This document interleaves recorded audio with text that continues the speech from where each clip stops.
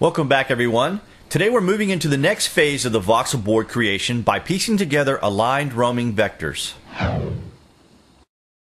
Okay, so in lesson 5, part 5 there, we were talking and building our category 1 board here. And I have it out here. And as we're doing the middle row, the aligned vertical row, I had mentioned that there's a horizontal row to be done as well. So this part 2 lesson is to deal with that horizontal row of aligned voxels, which will pretty much be like our middle row here, but these are vertically aligned. You'll see the difference when we're done. I'll go over the explanation why I call this one the vertical alignment and why this new one we're going to make is the horizontal alignment. So to get started, what we're going to do is go copy the default number 5, the roaming set. We'll grab it out of number 1 or number 2 set rows there because they're both the same. And what we're going to do is when we go to paste it, bring it up into the air and then use your tilde key to get your circles. And you're going to want to go to your blue circle and you're going to want to flip the piece to its side. So the ownership is to the left of the, or right of the visual. So it's on the side of it, not above it or below it. And then we're going to paste it. And we're going to use the arrow, green arrow key to stack it up. And what this is doing is stacking the visual up on one side and stacking the ownerships up on the other side. So they're right beside each other. They're not stacking on top of each other like we did the last time when we made the vertical alignment. So once we get this up there, now what we're going to do is we're going to go to our ownership side and we're going to select the ownership boxes. And then what we're going to do is take our selection box and come away from the top and bottom by 1 as usual. We want to make sure that we always have anchors. And then what we're going to do is take our smooth tool and smooth that selection box. Again, like when we made the basic row, we're getting this inverted voxel. So what we're going to want to do is take our selection box and select that inverted voxel.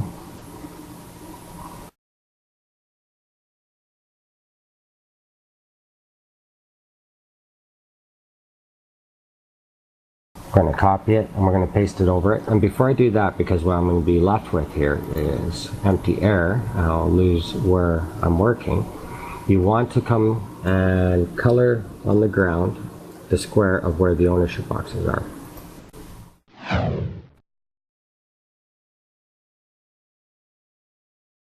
That's the visual, and the one in front would be the ownership. So those two there are where my stack is. So now I can go ahead and delete this by going with the negative paste of the copied selection of this inverted voxel stack. Holding the up key, oops, just back up one. And there we go. We get rid of that. Now it's clean there. Now we're going to go into our templates. We're going to pull out our putty.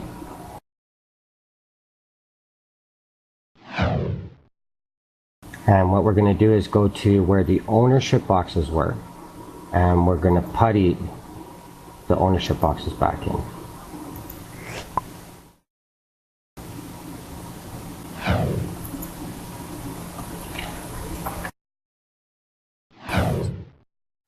Sometimes things jump around.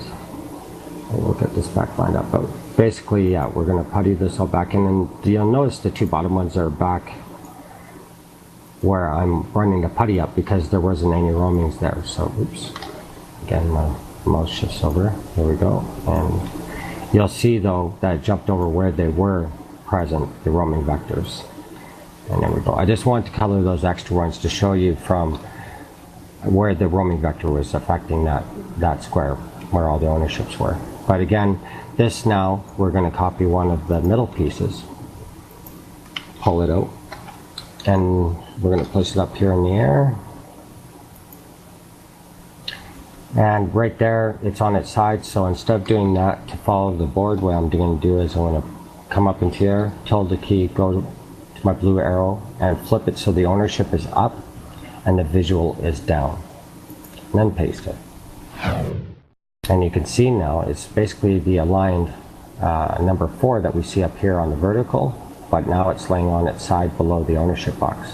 I'm going to come and take a default number 5 voxel and place it there beside it, so we can get this set started. Okay, so now that we got that default voxel up here to mark our number 5th position, and then we had our number 4 position up here that I placed on its back up on where the ownership's facing up of the visual facing down. Now what we're going to do is come back to our stack here that we're working on, and we're going to take our selection box again, going on the ownership side. We're going to then also bump it back a couple, of course, from the tops and bottoms for anchors. Smooth that again. So it disappears, we're left with that inverted, and we're going to go select that inverted. Copy it, paste it, and then negative paste it. Just like so. So it's empty. And then again, go back to our putty.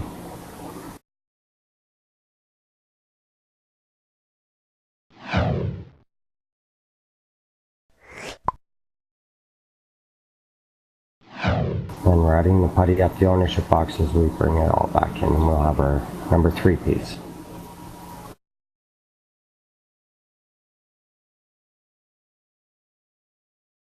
And again, with like we did with number 4, we're going to take number 3 as it's in the air. We're going to take our rotation.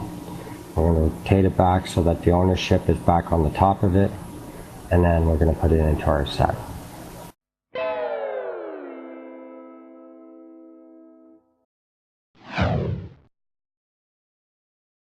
There's number 3. And I'm just going to quickly do number 2 and 1.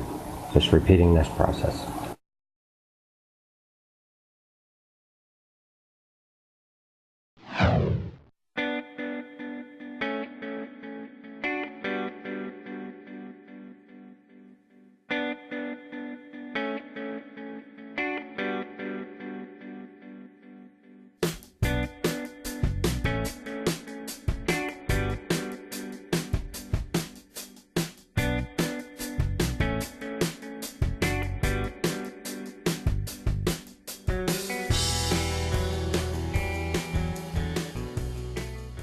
And there we go. And if you notice with number 1 there, I didn't remove the inverted voxel because it will only affect with the smoothing for your next piece.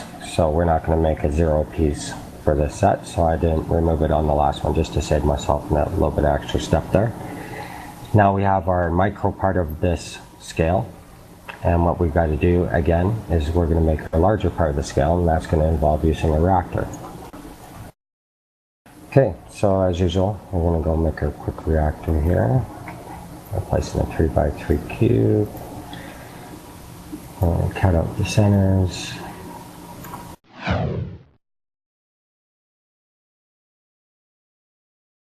And there we go. And I've got a new little trick for you guys today if you want to remember this. If you are facing south to your reactor, you can actually come over here, grab one of your pieces, copy it, number 4, because that's the first one we're going to use to stretch out. Actually, we need to put in our default voxel to the center. So let's do this because this actually shows the trick a little bit better. To put a voxel right to the center without thinking about it, go put your mouse and hover it over the bottom right side of the reactor as you're facing it, facing south, where my selection box is there. And with your mouse on that pane, go Control V, click, and it puts it right into the center of the reactor every time. It's the natural offset facing south from pasting something into the game. Will offset it to that location. So it automatically puts it to the center of the reactor, making inputting pieces very easy for those that use reactors lots. So what we're going to do now, continue our set over here. I'll come and grab number 4. And we're going to replace all the corners with number 4. So using this trick, knowing it's in the center, I know I just have to go up, back 1, and then to the right or left 1, and I get one of the corners. And I'll replace all these corners on the top. So right away, if you're using this south technique thing with your reactors, it gives you a great position right away. And then you can just cycle through from that location on, knowing where your piece is right away. It helps with dealing with the smaller pieces too. So there's our number 6 right there, made by our number 4. And we're going to take that number 6 out. We're going to put it here beside number 5.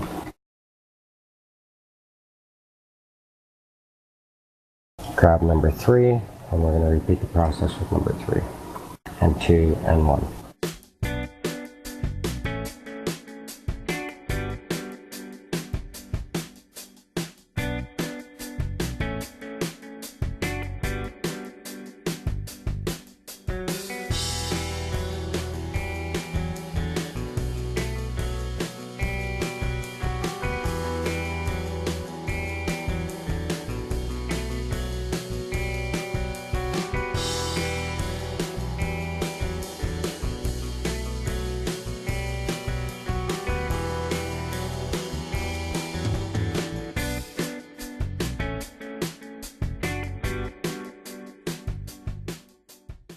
And there we go. That's 6, 7, 8, and 9. I'm just going to recolor them.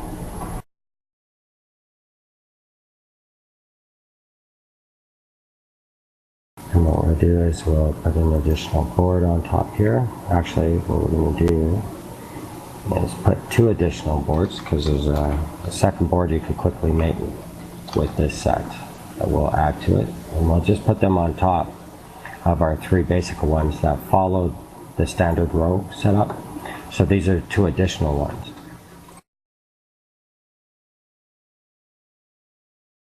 So I'll cut that and get that lined up here, and I'll line it up to those ownership boxes that we had on the board to mark our locations. Oops.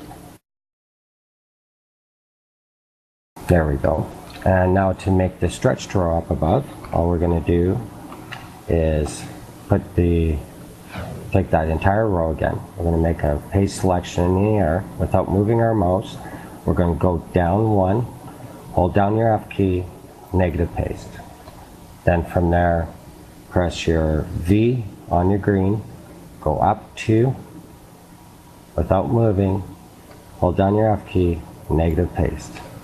And this is your stretched horizontal row.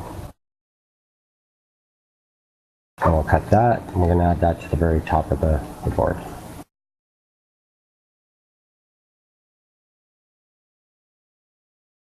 And there we go. So those are the 2 additional sets you can make, taking the off branch from your vertical aligned voxels, and then doing your horizontal aligned. And the difference is the technique. To do your vertical ones, you stack the ownership right in the line of voxels that you're going to smooth. With the horizontal one, you flip your roaming vector default 5 on its side and stack both the ownership and the visual on their own stacks, and just smooth that ownership spot. So that's the big difference between those 2, what direction you take to make those 2 line voxels. And I hope that makes sense to you guys. If it doesn't, like we say in the videos, you can contact me in game and I'll go over this one-on-one with anybody. So now you have your aligned roaming vectors. Be sure you're following me and Draconious on Twitter. You can catch one-on-one lessons with Draconious every Saturday night at 6 p.m. Pacific Time at The Curve with Evil on her Twitch TV channel. You can find all the information in the published section below. If you found this video helpful and entertaining, be sure to give it a like as well as share it on your favorite social media sites. Thank you for watching, and be sure you're subscribed for future Landmark news.